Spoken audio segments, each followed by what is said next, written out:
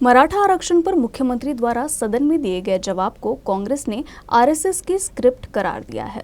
कांग्रेस के प्रदेश अध्यक्ष नाना पटोले ने कहा कि जनगणना को लेकर आरएसएस का जो पक्ष है उससे ये साफ है कि राज्य से आरक्षण को खत्म करना है।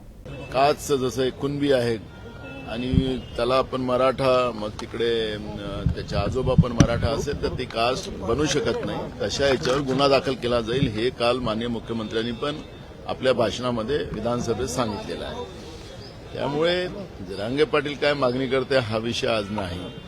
मूळ प्रश्न आहे की आरक्षणाच्या प्रश्नामध्ये जी भूमिका काँग्रेसने घेतली, आम्ही पण काल ती विधानसभेत मांडली की जातीनिहाय जनगणना हाच आरक्षणाचा एक पर्याय आहे। पण भाजपचं मूळ असलेलं संघ त्यांनी कालच जातीनिहाय जनगणनेचा विरोध केला। म्हणजे भाजपला खऱ्या अर्थानं हे आरक्षण संपवायचं आहे, या पद्धतीचा वाद महाराष्ट्रामध्ये चिघळवायचा आहे आणि त्याच आधारावर काल मुख्यमंत्र्यांनी तो जो ड्राफ्ट बीजेपीने संघाने तयार करून दिला ते भाषण काल माननीय मुख्यमंत्र्यांनी केलेलं आहे। त्यामुळे जरांगे पाटील काय म्हणतो हे महत्वापेक्षा आमची संविधानिक व्यवस्था ही सगळ्यात महत्वाची आहे। त्यामुळे त्या पद्धतीची ही कारवाई व्हावी ही भूमिका काँग्रेस पक्षाची आहे।